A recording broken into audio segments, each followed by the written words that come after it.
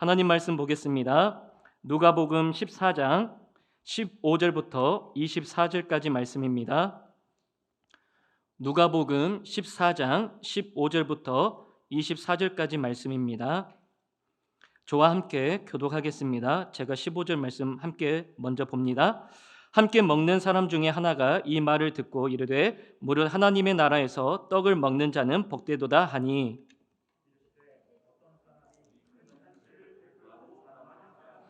잔치할 시각에 그 청하였던 자들에게 종을 보내어 이르되 오소서 모든 것이 준비되었나이다 하매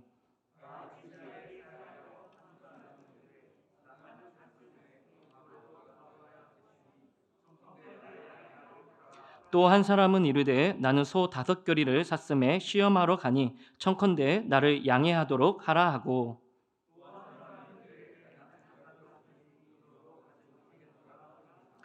종이 돌아와 주인에게 그대로 고하니 이에 집 주인이 노하여 그 종에게 이르되 빨리 시내의 거리와 골목으로 나가서 가난한 자들과 몸 불편한 자들과 맹인들과 저는 자들을 데려오라 하니라.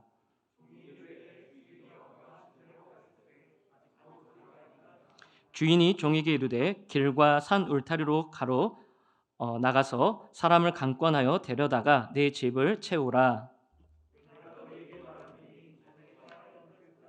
하나도 내 잔치를 맛보지 못하리라 하였다 하시니라. 아멘.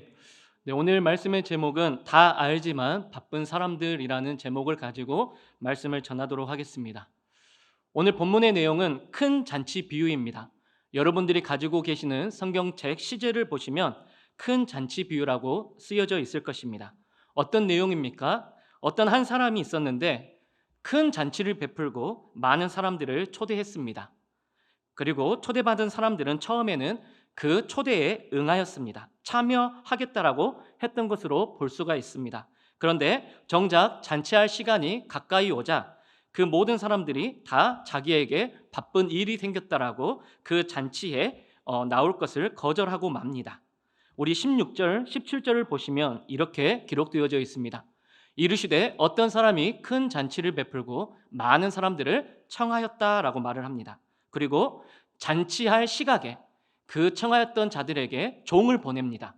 그리고 모든 것이 다 준비되었으니 빨리 올 것을 이야기합니다. 그런데 18절과 19절에 보니까 이와 같이 청하였던데 어떻게 모두가 다 일치하게 사용하였다라고 이야기를 합니다. 어떤 사람은 밭을 사서 나는 아무래도 밭에 나가보아야겠다. 그래서 나는 잔치에 나갈 수 없다라고 말을 합니다. 또 어떤 사람은 소 5겨리를 샀다. 그러므로 그 소들을 내가 시험해 보아야겠다. 그러므로 나는 잔치에 갈 수 없다라고 말을 합니다. 또 어떤 사람은 나는 장가 들어야 하니 나는 그 잔치에 갈 수 없다라고 서로 바쁜 이유들을 말을 하고 있습니다. 그래서 결국 그 주인은 그 사람은 시내와 거리와 골목에 있었던 가난한 자들과 몸 불편한 자들을 다 초대하고 또 그 자리를 초청했지만 그 자리에 너무나도 많은 사람들이 부족했기 때문에 길과 산 울타리에 있는 사람들을 강권하여 다 데리고 그 잔치에 올 것을 이야기합니다. 오늘 그 내용은 본문의 내용은 결국 처음에 초대받았던 사람들은 그 잔치에 한 사람도 참여하지 못했다라는 것이 오늘 본문의 내용인 것이죠. 말씀의 의미가 무엇일까요? 이 말씀의 의미는 처음에 초대받았던 사람들은 유대인들을 이야기합니다. 유대인들은 어떤 사람들이었습니까? 아브라함의 자손들이었고 하나님의 택한 선민들이었습니다. 그리고 이들은 잔치에 오기로 되어져 있었습니다. 그런데 정작 잔치할 시각이 이르자 못 간다라는 것입니다. 정작 예수님이 오셨는데 예수님을 안 받아들이겠다라는 것입니다. 선민이고 유대인이었는데 웬일인지 다들 그 잔치에 거절하는 것이죠. 그러자 어떤 사람, 바로 주인인 하나님께서 가난한 자들, 몸 불편한 자들을 또 시각, 지체, 장애인들을 부르십니다. 그리고 이들은 누구입니까? 아마도 유대인들 가운데 소외된 자들을 이야기할 것입니다. 또 유대인들 가운데서도 장애가 있는 사람들, 이때 당시에는 장애가 있으면 하나님으로부터 저주를 받았다라고 여겨졌기 때문에 소외된 사람들일 것입니다. 그 사람들을 하나님께서는 다 모으십니다. 그리고 비유대인들이었지만 하나님을 경외했던 사람들을 다 불러 모으십니다. 그럼에도 불구하고 그 잔치에 자리가 남습니다. 주인은 종들에게 길과 산 울타리로 가서 또 많은 사람들을 불러올 것을 이야기합니다. 이 사람들은 누구일까요? 바로 선교적인 측면에서 봤을 때 사마리아인들이나 이방인들, 곧 지금 우리와 같은 사람들을 청하도록 종들에게 그들을 불러올 것을 이야기하는 것입니다. 오늘 본문의 내용은 결국 천국 잔치에 참여하는 이야기입니다. 구원에 관한 이야기입니다. 그래서 가도 그만, 안 가도 그만, 이런 잔치 이야기, 그런 초대 이야기를 하는 것이 아닙니다. 그 하나님께서 천국의 잔치를 베풀었다라고 하면 그 자리는 꼭 나아가야 하는 자리인 것입니다. 그런데 오늘 본문에 보니까 많은 사람들이 각기 자기들의 핑계를 대면서 그 잔치에 가지 않습니다. 18절부터 쭉 20절까지 보시면 서두에 말했던 것처럼 어떤 사람은 밭을 샀습니다. 어떤 사람은 소 5겨리를 샀습니다. 또 어떤 사람은 장가를 들어야 하니까 바빠서 나는 그 잔치에 가지 못한다라고 이야기를 하는 것입니다. 그런데요, 더 우리가 실제로 이 내용들을 들여다보면 바빠서 못 갔을까요? 아니라는 것입니다. 무엇 때문에 못 갔을까요? 실제로는 가치가 달랐기 때문에 가지 않았던 것입니다. 천국에 대한 그 잔치의 자리 가운데 가치가 자기가 밭을 산 것이 더 가치가 있었기 때문에 그 천국의 잔치에 가지 않았던 것입니다. 또 소 5겨리를 샀기 때문에 자기가 가야 할 그 잔치보다 더 자기가 산 소 5겨리가 더 가치가 있었기 때문에 가지가 않았던 것입니다. 또 장가 들어가야 하는 그 사람 입장에서 그 잔치에 참여하는 것보다 내가 장가 가는 일이 더 가치가 있기 때문에 가지 않았던 것입니다. 말씀을 묵상하면서 우리의 신앙생활 속에서도 이런 모습이 많이 나타나는 것을 볼 수가 있었습니다. 어디 놀러 간다, 괜찮은 곳이 있다더라, 돈이 된다 하더라, 또 뭐가 좀 좋다더라 하면 우리의 모습은 어떠합니까? 길을 쓰고 거기를 간다라는 것입니다. 하지만 하나님께서 친히 베풀어 주신 은혜의 잔치에는 참여하지 못하는 이유는 이와 같이 비유에 나오는 사람들과 같이 많은 핑계와 이유들이 있었다라는 것입니다. 그렇다면 우리의 모습을 한번 살펴보기를 원합니다. 우리가 정말 바쁠까요? 40, 50년 전, 물론 긴 세월이었지만 그 전 시대로 가면 우리가 이렇게 생각해 볼 수가 있을 것입니다. 우리 어르신들은 다 공감하실 것입니다. 옛날에는 빨래를 하기 위해서 빨랫감을 그 머리에 이고 강이나 또 그 우물 곁으로 갔습니다. 그리고 직접 빨랫감을 두들겨 패면서 빨래를 했던 것이죠. 겨울에는 손이 얼고 동상이 걸리면서도 그 빨래를 다 해야만 했습니다. 그리고 가족들을 위해서 직접 우물이나 강가에 가서 물을 떠와야 했었습니다. 불도 지펴야 했습니다. 가모스테 밥도 직접 지어야 했고 나무도 땔감도 해와야 됐습니다. 남자들은 수렵과 채집으로 사냥을 하면서 또 음식을 조달해 오거나 밭일이나 농사일을 했었습니다. 아침부터 눈을 뜨면 잠자는 그 순간까지 삼시세끼 그 모든 것을 해결하기 위하여서 열심히 부단히 바쁘게 살아갔던 사람들입니다. 그런데 지금은 어떠합니까? 그런 바쁨이 많이 해결이 되어졌습니다. 세탁기를 한번 생각해 보겠습니다. 빨래, 헹굼, 건조 기능까지 있습니다. 이런 세상에 우리가 살고 있습니다. 식량은 마트에 가면 너무나도 쉽게 우리가 식량들을 우리가 다 구할 수가 있는 것입니다. 또 옛날처럼 고기를 먹이고 가축하려고 돼지우리나 소 양간처럼 고치면서 사료를 먹이면서 기를 필요가 없습니다. 춥다고 불 피우고 물 끓이지 않아도 됩니다. 그냥 집에서 수도꼭지만 틀면 찬물과 더운 물이 콸콸 흐르는 것입니다. 엄청나게 편리해졌는데 시간이 전략됐지만 시간이 없다라고 요즘 현대인들은 그렇게 살아갑니다. 생활의 편의와 편리를 통해 얻어진 우리 삶의 그 남은 시간들을 우리가 어떻게 쓰고 있을까요? 옛날에는 너무나도 할 것들이 많았잖아요. 그런데 그 모든 생활의 어려움들이 편리들이 또한 편의들이 생김으로 말미암아 우리가 시간이 많이 단축되어지고 우리에게는 시간이 오히려 남았습니다. 그런데 그 시간들을 지금 우리는 어떻게 쓰고 있을까요?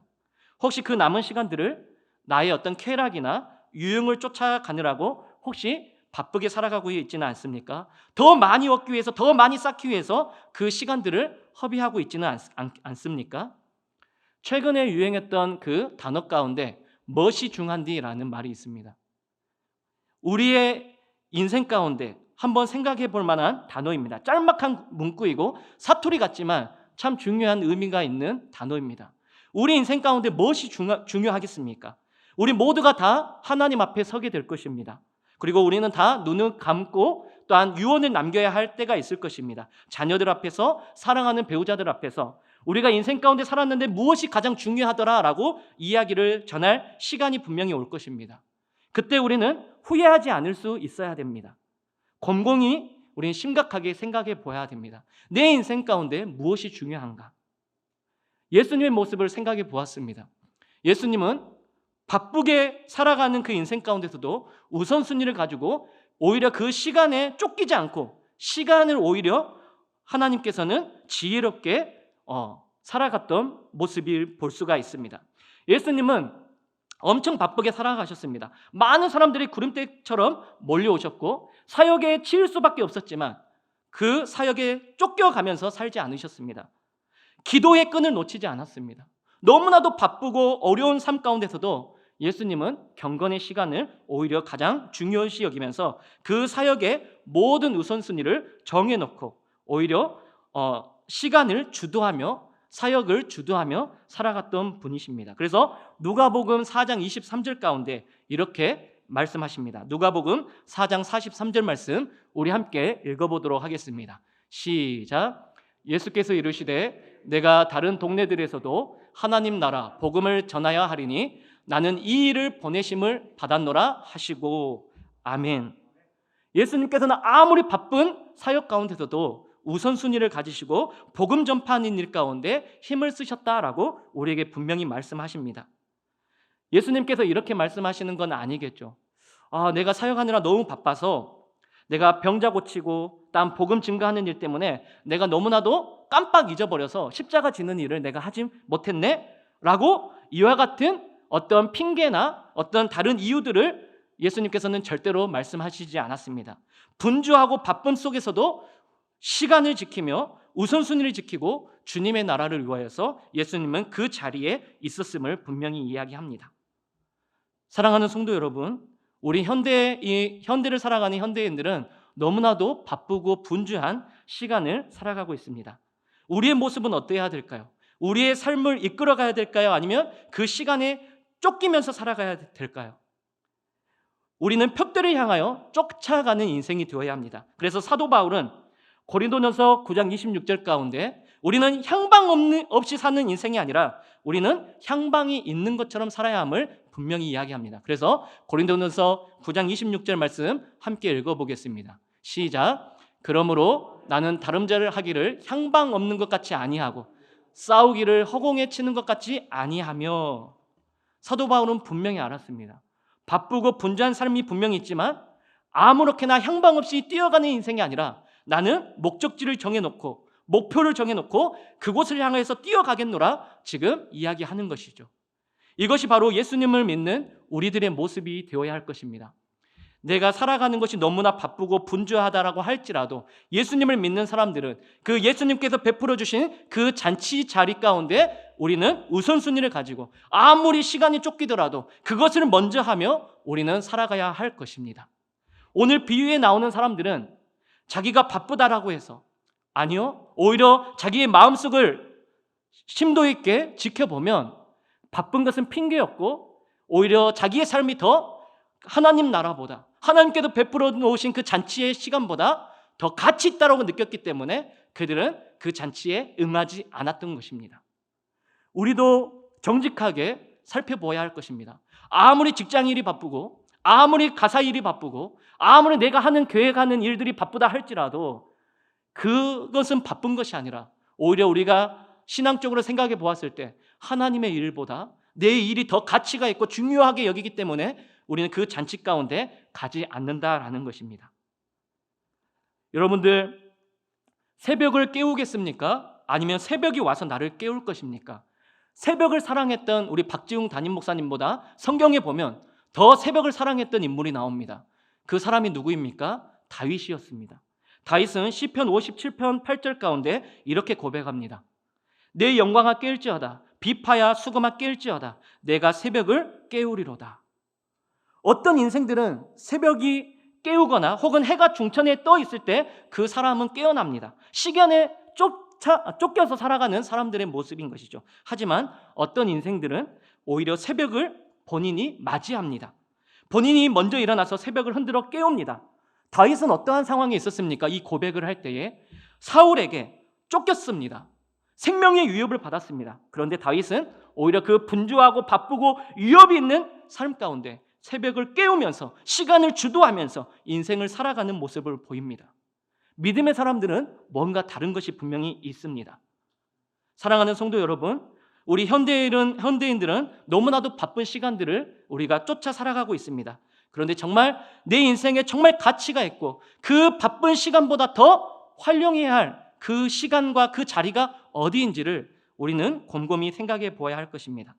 오늘 본문을 보면서 참 안타까운 것은 이들이 결국 그 잔치에 가는 것을 거절했던 이유가 무엇 때문이었습니까? 처음에는 가치 때문이라고 이야기를 했습니다. 두 번째로 생각해 보니까 자기의 일들이 다 잘 되었기 때문에 가지 않았습니다. 보십시오. 이 밭을 산 사람은 땅을 사게 되었습니다. 그러니까 그 땅을 자기가 정비하기 위해서 또 가서 그 땅이 어떤 땅인가를 살펴보기 위해서 가치가 있기 때문에 자기의 인생 가운데는 너무나도 잘된 일이기 때문에 지금 그 땅으로 가고 있습니다. 유대인들의 배경으로서 땅이라는 것은 하나님께서 은혜를 주셔서 하나님께서 기업으로 주신 것이기 때문에 너무나도 중요한 것입니다. 그러하기 때문에 자기 인생 가운데 너무나도 잘된 일이 있으니까 그 하나님께서 베풀어 주신 잔치 가운데 천국 가운데 들어가지 않습니다. 또 두 번째 사람 어떠합니까? 소 5결이를 산 사람은 이때 당시에 문헌을 보니까 소 5결이 10마리잖아요. 그 10마리가 그 밭을 일굴 수 있는 땅이 어느 정도나 되냐면 40만 제곱미터라고 합니다. 지금으로 말하면 12만 평이 넘는 땅을 일굴 수 있는 땅이라고 말을 합니다. 거부가 되었습니다. 가치가 있습니다. 자기 인생에 너무나도 잘된 일이 있었습니다.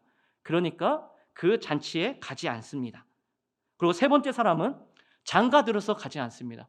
하나님께서 정말 가정을 이루게 하시고 결혼을 하게 해서 하나님의 창조 섭리대로 하나님께서 짝지어 주신 믿음의 배우자를 만나게 되었습니다. 청년들한테 한번 물어보니까 사랑하는 사람을 만나는 것도 어렵지만 그것을 사랑의 결실로 이루어서 가정을 이루는 것은 더더구나 어렵다라고 합니다. 그런데 오늘 본문에 나오는 이 세 번째 사람에게는 이와 같은 기회가 찾아왔습니다. 또 이와 같은 기회를 잡았습니다. 그랬더니 그 잔치에 가지 않는 것입니다. 그렇다면 무슨 말입니까? 당시 사람들이 다 일이 잘 풀려서 하나님께 가지 않았다라는 것입니다. 이 내용을 잘 보면 너무 아이러니합니다. 세 가지 사건 모두 다 하나님과 관계가 되어졌고 하나님께서 주신 땅이고 하나님께서 능력을 주셔서 그 소들을 통하여서 너무나도 큰 대지 가운데 경작할 수 있는 땅을 주셨고 그 땅을 경작할 수 있는 소를 주셨습니다. 또 하나님께서 허락하신 가정인데 하나님께서 잘되게 해주셨는데 하나님께서 베풀어 주신 그 잔치에는 가지 않는 이 모습을 보이고 있습니다. 다시 말하면 좋은 일이 내 안에 생겨서 더 좋으신 최고로 좋으신 하나님께는 갈 시간이 없다라고 말을 하는 것입니다. 너무나도 아이러니한데 이 아이러니한 모습이 지금 저와 여러분들의 모습이 될 수 있다는 것입니다. 우리의 인생에 어떤 성공과 잘되어짐이 분명히 있습니다. 그런데 그것 때문에 하나님 앞에 못 간다라고 말을 합니다. 이것이 우리들의 모습이다라는 것입니다. 너무나도 아이러니합니다. 그 모든 것을 누구한테 받았습니까? 하나님으로부터 받았습니다. 그런데 현대 크리스천들은 꼭 이렇게 이야기를 합니다. 아, 목사님, 일이 너무나도 잘 되어집니다. 일이 너무 잘 되니까 교회 올 시간이 없습니다. 주말까지 일을 할 정도로 계약이 많이 맺어집니다.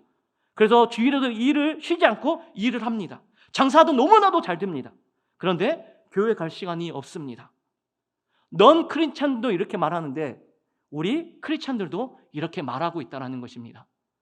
너무 바빠서 지옥에 가는 사람들, 이런 책의 제목이 있을까 싶을 정도로 많은 사람들이 심지어 그리스도인들까지도 너무나도 잘 되어짐으로 인해서 하나님께 가는 것을 주저하고 있다는 것입니다.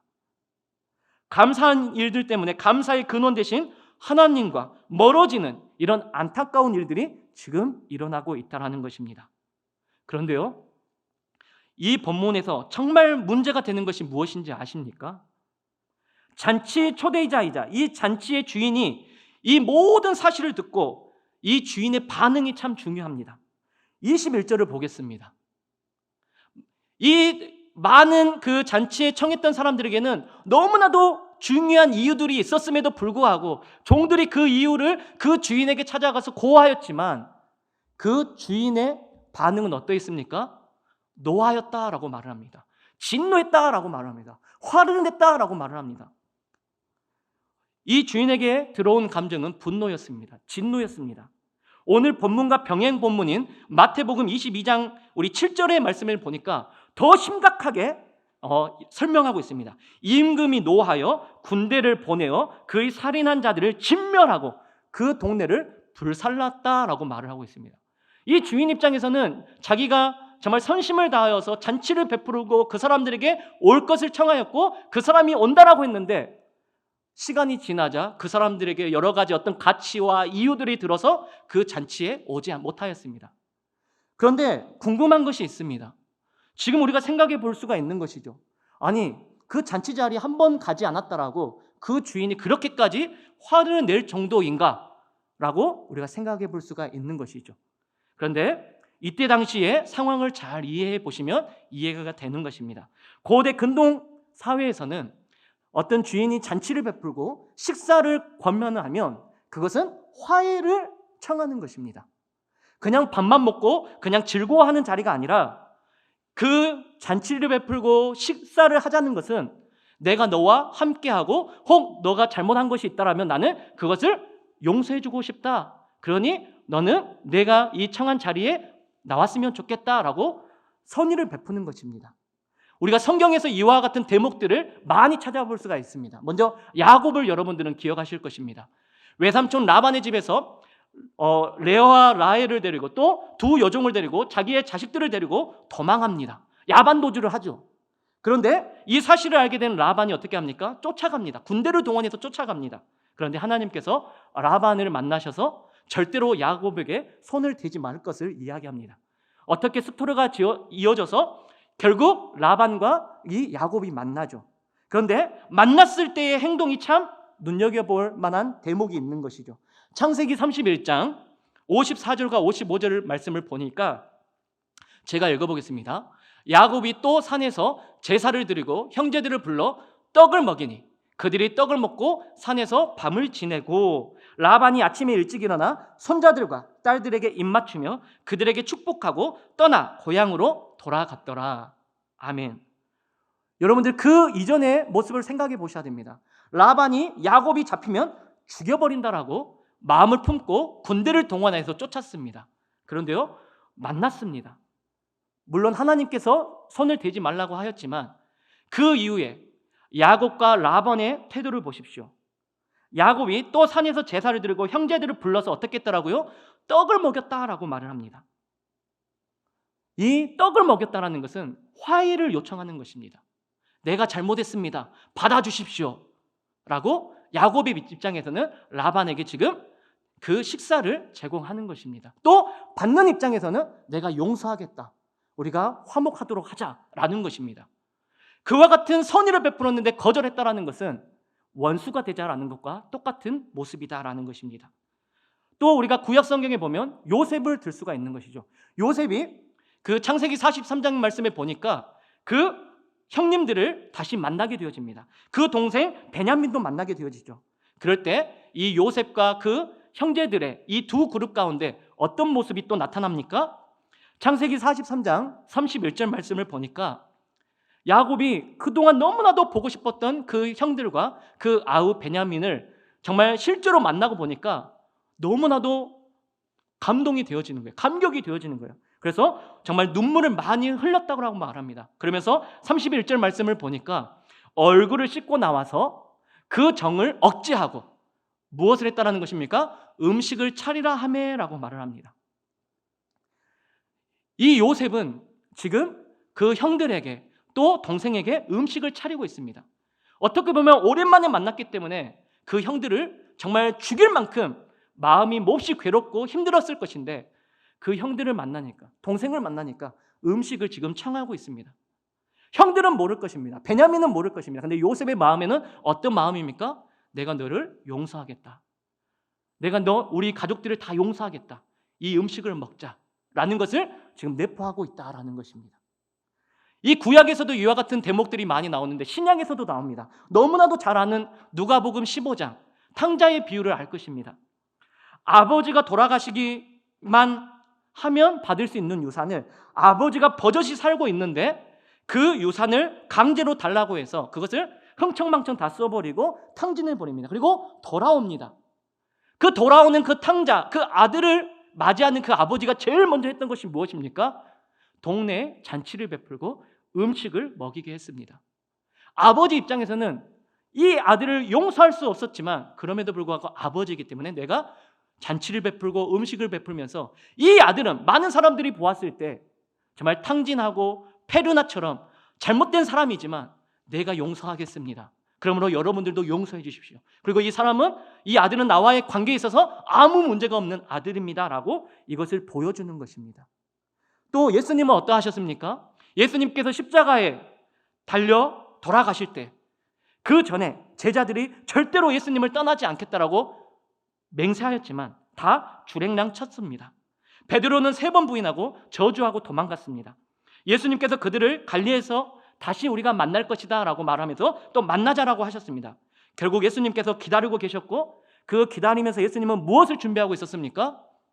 숯불을 피워놓고 떡과 물고기로 식사를 준비해 놓고 계셨습니다. 이것은 무엇입니까? 예수님 입장에서 내가 너희들을 용서하겠다. 너희들과의 관계를 나는 다시 회복하고 싶다라는 그와 같은 뜻인 것입니다. 그러하기에 오늘 본문에 나오는 이 주인 입장에서 이 어떤 사람 입장에서 그 많은 사람들을 내가 불러 모았습니다. 그리고 잔치를 베풉니다. 나는 여러분들과 관계를 맺고 싶고 여러분들과 화목하고 싶습니다. 혹 여러분들 중에서 내게 잘못한 것이 있다면 나는 용서해주고 싶습니다. 그런 호의를 베풀었음에도 불구하고 그것보다 더 자기의 삶이 더 중요하다라고 가치 있다라고 느껴서 그 자리에 가지 않으니까 이 주인 입장에서는 너무나도 화가 나는 것입니다. 이 모습이 바로 저와 여러분들의 모습이 될 수 있다는 것입니다.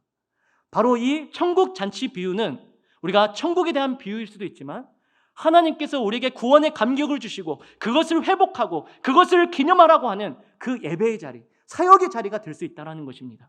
그리고 그 자리를 통해서 내가 너희들과 만나고 싶고 교제하고 싶고 또 회복하고 싶은데 제발 나와주렴 하고 있는데 우리는 내 인생이 분주하고 바쁘니까 내 입장에서 그것보다 더 가치 있는 내가 돈 버는 일, 내가 하고 싶은 일, 내가 또 바라보고 계획하고 있는 일이 더 중요하다라고 여기기 때문에 가지 않습니다. 그냥 주인 되신 하나님과 예수님 입장에서 한번 생각해 보십시오.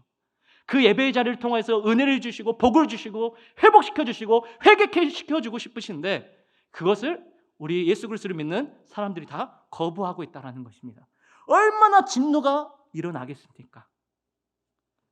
그런데요, 이와 같은 사건을 너무나도 또 잘 알려주고 있는 정말 희귀한 본문이 있는데 구약 성경 출애굽기 말씀을 보시면 출애굽기 24장 9절에서 11절 말씀을 보시면 참 재밌는 대목이 나옵니다.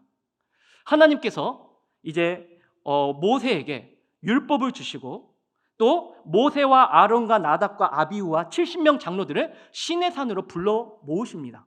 그런데 여러분들도 너무나도 잘 알고 있는 것처럼 시내산은 경계를 두고 그 이상 올라가면 다 죽을 수밖에 없습니다. 또 죽이겠다라고 하나님께서 말씀하셨습니다.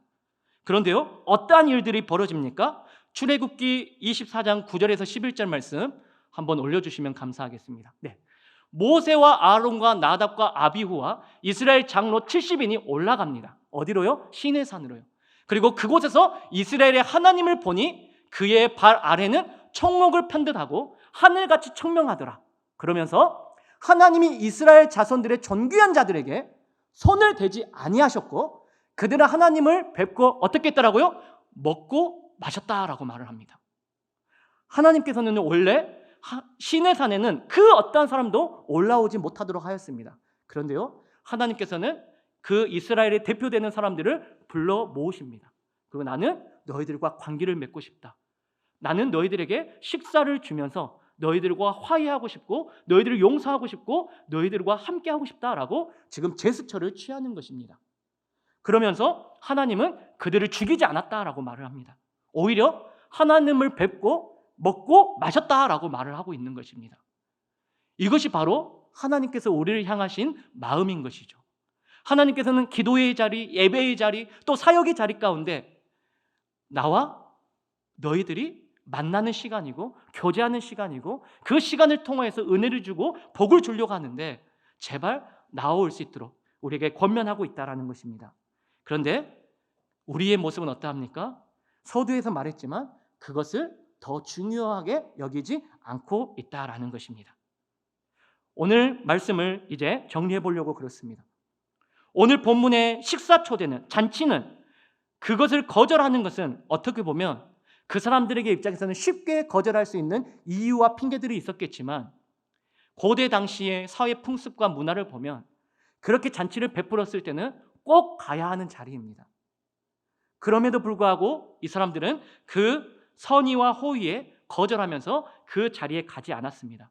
결국 그 잔치에 들어가지 못하고 오히려 들어가지 못하고 다른 사람들이 그 잔치에 들어가는 것을 볼 수가 있는 것입니다. 사랑하는 성도 여러분, 하나님께서는 우리에게 기도의 자리, 예배의 자리, 사역의 자리를 만들어 주셨습니다. 우리가 그 자리에 들어갈 수 있는, 하나님과 교제하고 하나님과 함께하고 하나님과 관계를 맺는 주인공들이 다 되어지기를 바랍니다. 하나님께서는 우리를 먼저 초대하고 계십니다. 그런데 우리가 그것을 거절할 때에는 우리가 아니더라도 그 자리에 불러 모을 수 있는 사람들이 많다라고 분명히 말씀하고 있습니다. 이 시대를 살아갈 때 너무나도 분주하고 바쁩니다. 직장 때문에요. 자녀 육아 때문에요. 또한 내가 계획하고 있는 일 때문에요. 내가 하고 있는 일들 때문에 너무나도 바쁩니다. 그래서 내가 못 갑니다. 이것은요, 자기의 핑계이고 자기의 이유인 것이지 하나님께서 베풀어 주신 자리에 우리는 거절하면 안 되고 가야 하는 사람들인 것을 우리는 바로 알아야 된다라는 것입니다. 하나 예화를 들고 마치고 싶습니다. 3월 달에 제가 잘 보는 순간포착 세상에 이런 일이 보신 분들도 있을 것입니다. 어떤 내용이 나왔냐면 어떤 한 아저씨가 로또를 샀습니다. 그리고 1등에 당첨이 되었어요. 근데 그 상금이 20억이 넘었어요. 그런데 왜 세상에 이런 일에 여기에 인터뷰를 하게 되었냐면 그 1등 20억이 당첨되었으면 그것을 찾아갔어야 되잖아요. 그런데 1년 7개월이 돼서 그것을 찾고자 하니까 그것을 찾을 수가 없는 거예요. 그래서 그 취재자들이 묻습니다. 아니, 아저씨, 어떠한 중요한 일이 있고 얼마나 바빴으면 그 큰 20억이라는 돈을 그 찾아오는 일보다 어떤 일이 더 중요했기 때문에 가지 않았습니까? 라고 이런 인터뷰를 합니다. 그러자 이 아저씨가 이렇게 말하는 것이죠. 당신 내 생활이 너무 바쁘고 힘들어서 몸이 좋지 않아서 또 일을 해야 했기 때문에 나는 그것을 찾지를 못했습니다 라고 말을 하는 것입니다.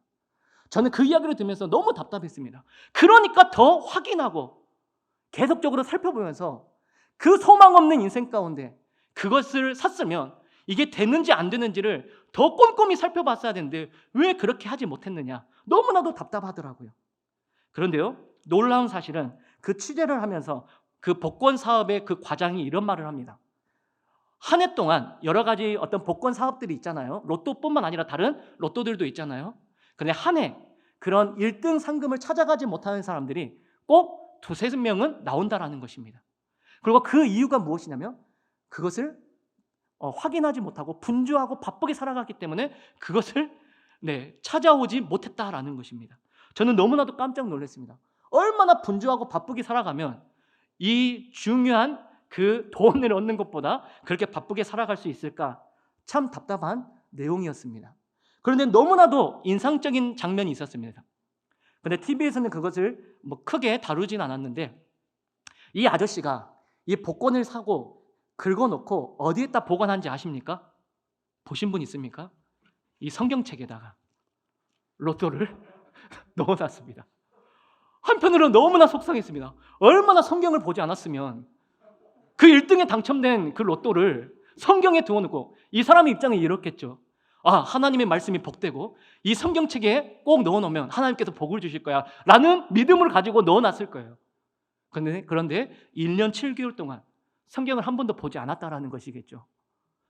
그런데 이 마지막 인터뷰를 끝날 때 취재진이 묻습니다. 앞으로 어떻게 살아가겠습니까? 라고 그 묻는 질문에 이 아저씨가 어떻게 대답하냐면, 저는 앞으로 로또를 더 많이 살 것입니다. 그리고 확인하는 일에 더 노력할 것입니다. 저는 참 그 마지막 그 대답을 들으면서 참 당황했습니다. 하나님께서 자기에게 복을 주실 거라고 자기는 로또를 이 성경 안에 담아두었습니다. 영적인 어떤 해석을 하지 못했던 것이죠. 아, 내가 더 하나님의 말씀을, 내가 아니면 이 로또보다는 내 삶을 내가 더 일구어 가겠다라는 그런 결심보다 내가 더 로또를 사서 더 내가 확인하는 일에 내가 힘쓰겠다라고 마지막 그와 같은 대답을 들을 때 참 마음이 아팠습니다. 예수님 믿는 사람이고 하나님 믿는 사람 같은데 이 하나님의 말씀을 그 보고 읽고 의지하는 것보다는 그 세상의 어떠한 일들을 더 중요하게 여기는 그 모습이 너무나도 안타까웠습니다. 사랑하는 성도 여러분, 오늘 말씀을 통하여서 우리는 이렇게 볼 수가 있는 것이죠. 불신자들은요, 너무나도 바빠서 천국 갈 시간이 없습니다. 그런데요, 우리 예수님 믿는 그리스도인들은 너무 바빠서 그럼에도 불구하고 하나님 앞에 시간을 들여서 하나님께서 베풀어 주신 그 천국의 잔치 가운데, 그 예배의 자리 가운데, 그 기도의 자리 가운데 우리는 들어가야 할 줄 믿습니다. 어떤 성도님들에게 묻습니다. 예배가 다 중요한 걸 다 알고 있습니다. 예배 드리러 올 시간이 그런데 없다라고 합니다. 조금만 더 적용해 볼까요? 하루를 시작하는 말씀을 보고 기도하는 시간 너무나도 다 좋게 여깁니다. 너무나 소중한 시간이라고 합니다. 그런데요, 내가 피곤해서 내가 그 말씀과 기도 보는 일을 못합니다 라고 말을 합니다. 내가 너무나도 바쁘고 아침에 일어나는 것이 너무나도 정신없어 일어나기 때문에 나는 성경 한 장, 기도를 하지 못한다라고 말을 합니다. 또 문제를 놓고 기도하면서 인도함을 받는다는 거 너무나도 잘 알고 있지만 내가 너무 피곤하고 바쁘기 때문에 내가 기도할 시간이 없다 하면서 그 문제에 부딪히고 시간에 쫓겨 사는 모습이 많이 있다라는 것입니다. 오늘 말씀의 제목이 다 알지만 바쁜 사람들입니다. 다 알죠. 우리 너무나도 분주하고 바쁘게 살아갑니다. 그런데 정말 우리가 무엇이 가치가 있고 무엇이 중요한지를 바로 알아야 된다는 것입니다. 하나님께서는 우리를 천국의 자리로 인도해 주셨습니다. 그 사실을 믿고 그 사실을 우리가 감격이 있고 우리가 감사한다라면 그것으로 마치면 안 되고 하나님께서 베풀어 주신 그 예배의 자리, 기도의 자리, 사역의 자리 가운데 내가 서 있기를 우리는 노력해야 된다라는 것입니다. 코로나라는 어떤 핑계와 이유들, 또 바쁘고 분주하다라는 그와 같은 어떤 변명들, 이제는 우리가 다 그것을 내려놓고 하나님, 내가 시간에 쫓기지 아니하고 오히려 하나님 앞에 내가 더 나아가겠습니다. 힘들고 어렵지만 주님께서 주신 힘을 가지고 제가 그렇게 살아가 보겠습니다라고 할 때에 하나님께서는 그 사람들에게 크신 은혜로 함께 할 것입니다. 왜 그렇게 살아가지 못할까요? 여러 가지 이유를 들었습니다. 가치에 대해서 우리가 못 느끼기 때문입니다. 바쁘게 여기기 때문입니다. 또 우리가 어설프게 은혜를 받았기 때문입니다. 지난주 담임 목사님 설교 그 말씀 가운데는 어줍잖게 은혜를 받았기 때문입니다. 제대로 우리가 은혜를 받았더라면, 또 우리가 제대로 은혜를 계속 받아야 될 것인데 그것이 중단된다면 우리는 우리의 어떤 의지와 내 노력을 바라보기 때문에 우리의 힘으로는 절대 할 수가 없는 것이죠. 그러하기에 우리는 기도의 자리 가운데, 예배의 자리 가운데 정말 철저하게 우리는 발버둥 치면서 우리는 그 자리를 지키려고 노력해야 된다라는 것입니다. 그렇지 아니하면 다 알고 있으면서도 계속 바쁘게 살아가는 인생이 되고 말 것입니다. 사랑하는 성도 여러분들, 시간에 쫓기고 상황에 쫓겨 살아가는 삶이 아니라 좋은 일이 있는데도 불구하고 하나님과 멀어지는 것이 아니라 오히려 좋은 일이 있음으로 말미암아 하나님과 더욱더 가까워지면서 하나님이 베풀어 주신 은혜의 자리, 영적 천국의 잔치 자리 가운데 늘 그 자리를 사모하면서 믿음으로 살아가는 저와 여러분들이 되어지기를 주님의 이름으로 축복합니다.